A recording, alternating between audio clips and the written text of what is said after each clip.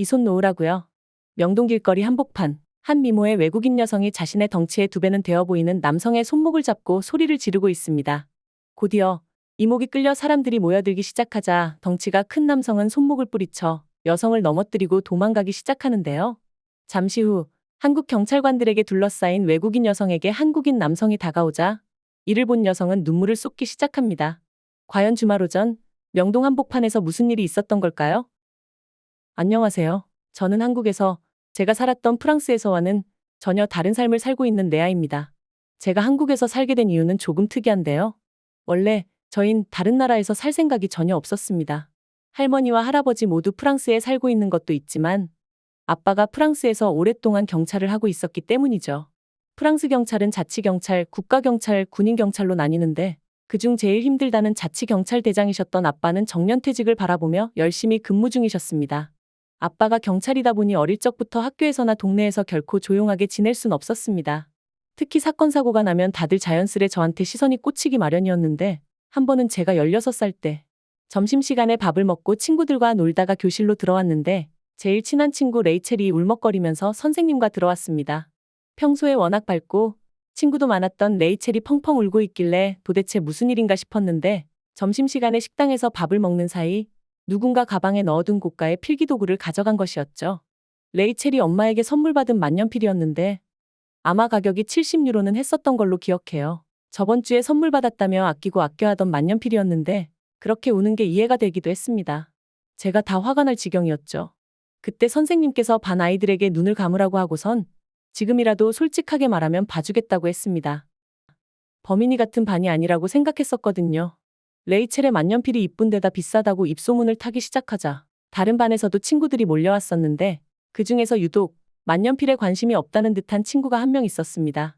평소에 머리핀이나 신발, 가방 등 이쁘고 신기한 물건이 있으면 부모님한테 일주일이고 한 달이고 졸라서 기어코 받아낸 뒤 학교에 들고 와 자랑하던 친구였는데 누가 봐도 이쁜 만년필을 거들떠도 안 보고 있는 모습을 보니 좀 의아했습니다. 그러다가 수업 종이 치고 다들 각자 교실로 흩어질 때쯤 쉬는 시간 내내 만년필은 거들떠도 안 보던 친구가 레이첼이 만년필을 어디다 보관하는지 유심하게 관찰하고 돌아가는 모습을 우연히 목격했습니다. 뭔가 이상하다 싶었는데 막상 만년필이 사라졌다고 하니 제일 먼저 생각나는 게 그 친구였습니다. 전 수업 시간이 끝나고 선생님께 찾아가 제가 보고 느꼈던 점을 처음부터 천천히 말씀드렸죠. 친구를 의심하긴 싫었지만 내심 제 추측이 맞길 기도했는데 만년필의 범인은 따로 있었습니다. 바로 레이첼이었죠. 마지막 수업을 하던 선생님께서 갑자기 책상 밑을 향해 소리치더니 만년필을 주운 거 아니겠어요?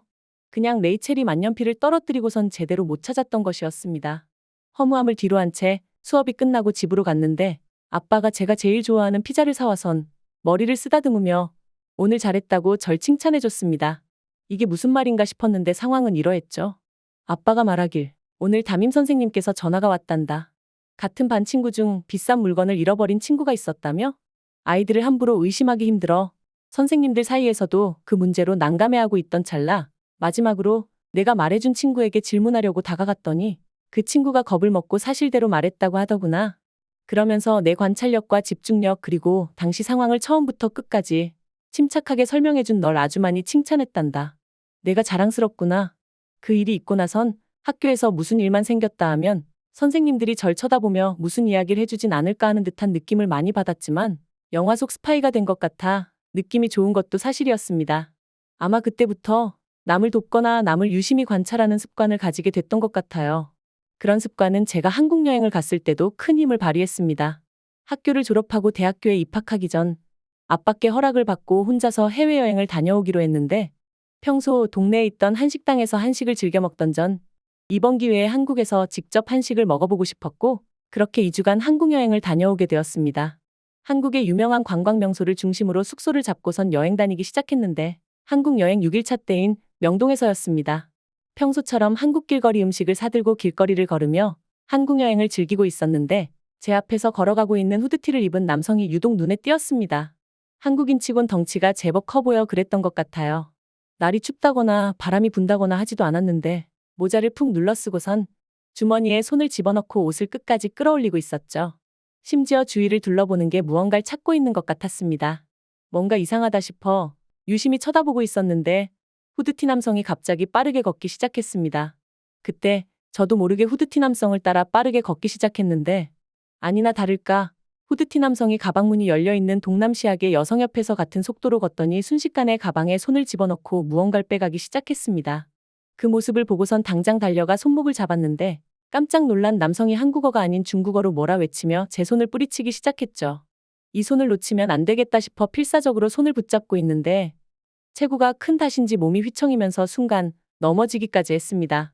옆에 있는 물건 주인은 도둑 맞은 물건이 본인 것인지도 모른 채 멀찍이 도망가 절 지켜보고만 있었습니다.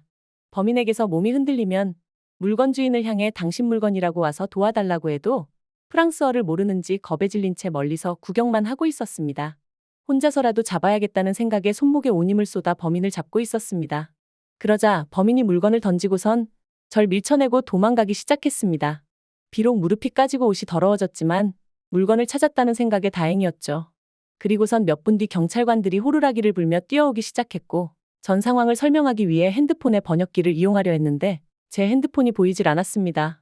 방금 전에 몸싸움에 핸드폰이 떨어졌나 싶어 주위를 둘러봐도 전혀 보이질 않았습니다. 경찰관에게 부탁해 전화해보니 핸드폰은 꺼져 있었고 그제서야 그 중국인이 제 핸드폰을 대신 훔쳐갔다는 사실을 알 수 있었습니다. 정말 막막했죠. 아직 한국 여행이 일주일이나 남았고 핸드폰에 있는 제 개인정보들이 걱정되기 시작했습니다.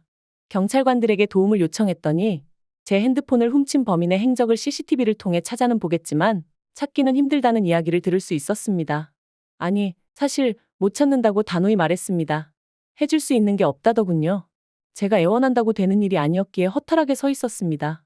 그런데 갑자기 누군가 제 어깨를 툭툭 치며 손을 내미는데 그곳에 제 핸드폰이 올려져 있었습니다. 다들 잃어버려 절대 못 찾을 거라 생각했던 물건을 찾았을 때의 기분 아시죠? 너무 기쁜 나머지 방방 뛰며 그 남자를 껴안아 주기까지 했습니다. 저도 모르게 눈물이 날 정도로 기뻤습니다. 핸드폰을 건네준 한국인의 이야기를 들어보니 명동에 있는 가게로 출근하던 중 후드티를 눌러 쓴 남성이 무언가를 들고 미친 듯이 뛰고 있길래 직감적으로 뭔가 이상하다 싶어 쫓아갔고 해당 남성이 골목길에서 숨을 고르고 있을 때 다가갔더니 얼굴에 핸드폰을 던지고 도망갔다는 이야기를 들을 수 있었습니다. 너무 감사한 나머지 제가 식사를 대접하겠다 했고 해당 사건을 계기로 친해졌던 저흰 지금 결혼해 한국에서 두 아이와 함께 행복한 가정을 꾸리며 살고 있습니다.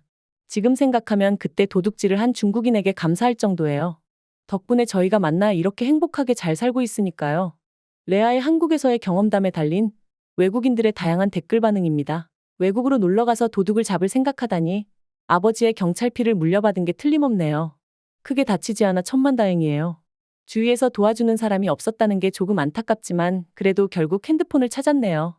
저도 한국에서 거주한 지 3주 차인데 한국 길거리에서 도둑질을 하는 사람은 없는 걸로 아는데 아마 불법 체류자가 아니었을까요? 거기다 중국어가 들렸으면 그건 100%였을 것 같네요. 한국인들은 그런 일이 있으면 하나같이 자기 일처럼 달려들어 도와준다고 하던데 명동이라 외국인들이 많아서 그랬던 거겠죠? 아무튼 해피엔딩이라서 천만다행입니다. 뉴스를 보면 아직 중국인들은 길거리에 똥을 싸고 다닌다던데 제발 중국인이 우리나라에 오지 않았으면 합니다. 저도 프랑스 사람이에요. 프랑스에서 소매치기를 자주 접하다 보니 한국 여행 중 이상한 낌새에 곧바로 반응할 수 있었던 게 아닌가 싶네요. 프랑스를 자랑스럽게 해준 레아에게 박수를 전합니다. 레아도 멋있지만 직감적으로 핸드폰을 찾아준 한국 청년도 정말 멋있네요. 어떻게 알았는진 모르겠지만 덕분에 레아가 행복한 결혼 생활을 하고 있다고 하니 축하할 일이네요. 사연튜브는 여러분들의 구독과 좋아요, 다양한 댓글이 평소 한국에서 접하기 힘든 외국인들의 사연과 이야기를 찾아 번역하는데 큰 힘이 됩니다. 앞으로도 다양한 외국인들의 사연을 찾아 전해드리겠습니다. 끝까지 시청해주셔서 감사합니다.